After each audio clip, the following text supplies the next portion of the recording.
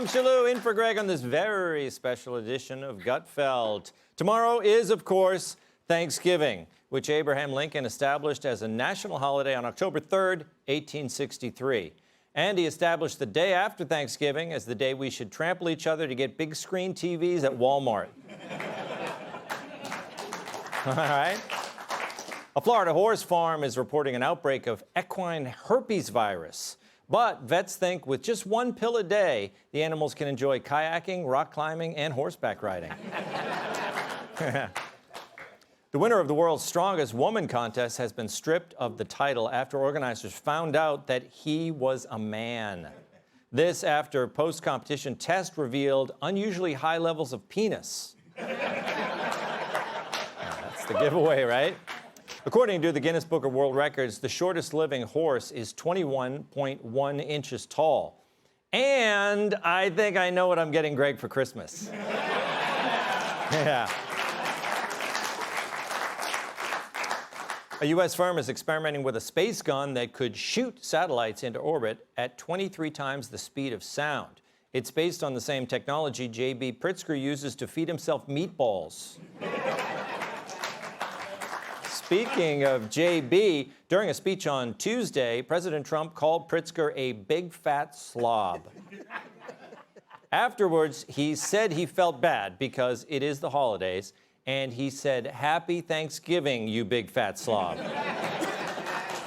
right. Now to the monologue. We all know the Democratic Party has become a humorless, angry band of politicians. And the worst part, the band has Joe Scarborough on guitar. They're the party that makes Congress as enjoyable as a surprise cavity search. They're all rules, empty platitudes, and a few men who show up in the dictionary under low testosterone.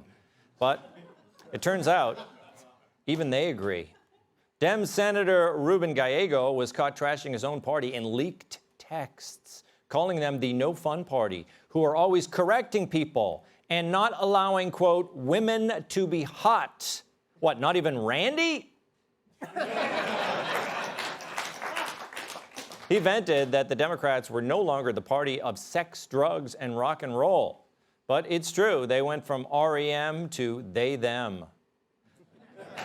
But Gallego didn't stop there. He basically said what every voter mutters under their breath, saying Dem women look like Dem men, and Dem men look like women. And if you don't believe me, just check out these 5 dudes. Wow. Now, Gallego isn't denying any of this. In fact, he's blaming it on his old friend. He says he's heartbroken that his old pal shared the messages. And he called the texts just a reflection of everything I've said. Yeah, right, we know.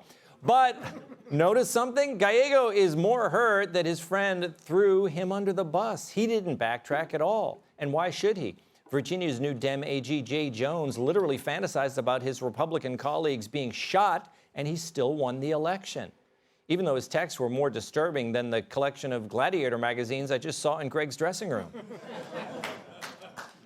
And Gallego didn't just text violent threats, national security information, or raunchy photos. He just called out the party for what it is. The left have become the country's hall monitors, forgoing common sense for platitudes and extreme ideas, narking and nagging, and people are sick of it. Honestly, Democrats should only communicate through leaked texts. It's the only way we ever hear what they actually think. And that's what people want. Republicans say what's on their mind. I mean, have you watched this show? We're less filtered than $5 vodka. Yeah. And look at Trump. He's not afraid to say anything. He calls Biden old, Hillary crooked, and he isn't afraid to tell them they need to lay off the stuffing. I had a little bit of a Pritzker joke. I was going to talk about Pritzker and size, but when I talk about Pritzker, I get angry because he's not letting us do the job. So I'm not going to tell my Pritzker joke. They have a very cute little joke, you know. Some speechwriter wrote some joke about his weight, but I would never want to talk about his weight. I don't talk about people being fat. I refuse to talk about the fact that he's a fat slob. I don't mention it. He won't mention it. Say what you want, but that honesty is what launched him from long-shot candidate to president of the United States. Not flowery speeches, he's to the point, with the hard work to back it up. So maybe Gallego accidentally stumbled onto something. Maybe Dems need to embrace these texts, even if they don't want to, because sometimes the truth hurts, but it can make you better. But let's just hope my texts with Greg don't get leaked. No one needs to see that many selfies.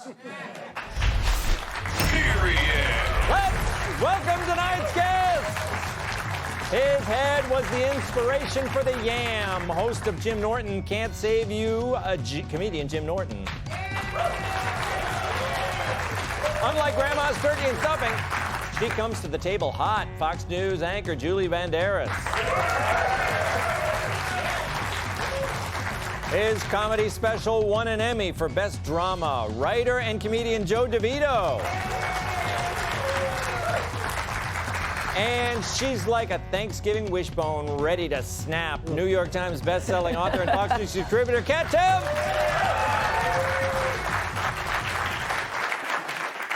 Okay, Jim, what do you think? Do you agree with Gallego that the Democrats, the women look like men, the men look like women? Sure. I mean, and I also think that he's right about them being the scolding is to me the biggest flaw they have is the fact that they're always correcting everybody. Yeah. And they're always, oh, you got to say it this way, you got to say it that way. I don't know, that's problematic. They're like your fat aunt, the whole party. But the person that we should be attacking, by the way, is the person who leaked the text. Yes. When are we going to start going after tattletales and snitches in this country? I don't care what he said. Even the guy who talked about violence, as long as you're not confessing to a crime or saying, hey, I've been selling nuclear sneakers to the Chinese, I think that we should go after the person who leaked those texts and scold that person, because that's the problem with the country, is we become a nation of little tattletales who like to snitch on each other, and that's why all that scolding works, because everyone's so afraid of getting in trouble. So I have no problem with what this guy said. I never heard of him before. I like him now. And I hate the person who leaked his text. Yep. I agree, Jim. We are a nation of tattletales, right? Yeah. Yeah. Yeah, I would like to push back a little bit on what you said, Jim. I think if you're texting a friend, you should be able to confess to a crime. Like, what kind of friend is that you can't confess to a crime? Yeah, right? And so this was a former friend of his, I guess he doesn't like him anymore. Well, I wonder why. Yeah, he's leaking. But let's, since they're out there, let's look at the text and see, do you agree with, this is his assessment of his own party, Kat. He knows of their perception. He knows that essentially, we're talking about this, men don't like the Democratic Party. Well, I think I do agree with Jim on this. It's the scolding thing. I think that obviously both parties are very passionate. Both parties can get very upset if you say something, if you have an issue with something someone in their party does, they'll get very emotional, they take it very personally. But the main difference to me between Republicans and Democrats, as an independent myself, is yes, I'll hear if I criticize a Republican, I'll hear it from Republicans, but Democrats will not even talk to me at all in some cases. Those are the only liberals, people that will refuse to talk to me because I work at Fox or because I have friends who are MAGA or I work on this show. Because they're just like, they put themselves on this high horse just because they're Democrats, which is absolutely ridiculous and lazy. You're no better person than another person because you're a Democrat. But that's something that is unique to liberals, this whole scolding of like, oh, well, like, actually, like, you shouldn't have said that like that, or actually, like, they're the well, actually party. Yes, and they're no fun. They're no fun. It's not fun. It's no fun if you want to hang out and get a drink with a well, actually person. Yes. DeVito, it didn't used to be like that, right? In the old days, the Democrats, they could loosen up a little bit. It was the Republicans who were kind of like, uptight, right? Yeah, they were the stiffs. They weren't the fun people. What I thought was interesting was he didn't take it back. Yeah. He kind of said, well, that message was just something I typed into a message. It's like, well, yeah, that's kind of how the process works. I know. I thought it was interesting. What did he say? Dem men look like dem women, and dem women look like men, or something. And I was offended because I thought he was doing a Jamaican accent. Yeah, them men look like them women. So I thought it was going to turn into like a recipe for jerk chicken or something like that. So it was disappointing. It shows a difference in what leaked conversations are, that how this is supposed to be such a different side of what this guy wouldn't say. But Trump's big leaked conversation before the first election was supposed to scuttle him, and it didn't work. The whole grab him by the meow meow and all that didn't affect him, because Trump says things in depositions that no one else would say. Like when he said to that lawyer, said, "You're not my type." Like, why would anyone say that? He can't control himself. So it just shows what I do is any message, I just say LOL at the end. So then whatever you confess to, you have plausible deniability. You can say, "Oh, help me hide that body, LOL," and then you're good. Yeah. Covers everything, right? I always do a sunglasses emoji at the end of everything, because then it's like, hey, I mean it in a chill way. Don't get mad. That's right. It's the truth, but it's chill. Julie, Democrats do have a problem, and he's willing to admit it. But are they going to address that problem? They keep going further left, even though they know what their problem is. Well, they are, part of them are addressing it. I mean, you heard about, the Fight Club trying to get Chuck Schumer to stand down, and a lot of Democrats are now standing up saying this man shouldn't be leading the Senate. But I actually don't even understand why we're even talking about this, because I don't really think it's a big deal. His texts were not offensive at all. They were truthful. And I think his friend is obviously a piece of But I mean, that's the discovery. We've discovered that friends stab you in the back. Holy crap, breaking news. But I mean, and as far as Democrats are concerned, turning on each other, I don't even think that's turning. They are kind of stiff and uptight and politically correct these days. That is what has become the Democratic Party. So I don't even understand why it's a big deal. Well, I guess we shouldn't be surprised. He needs Jim, to, yeah. This is why, guys like Zoran are coming in. He's not. The Democratic Party was trying to prevent him from being elected.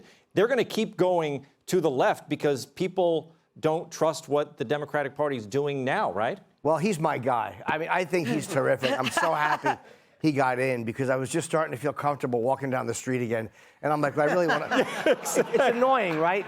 I like to be looking for a brick coming at me. And I think the more mentally ill people and the more criminals you can let walk on the street, the better off you are, because it keeps you on your toes. I was getting fat and complacent, but thanks to him, I'll be running home every night again. All right. Okay, before we go, reminder to come see me in New Jersey and Florida next month. Get tickets right now at tomshillue.com. Hey, Sean Hannity here. Hey, click here to subscribe to Fox News YouTube page and catch our hottest interviews and most compelling analysis. You will not get it anywhere else.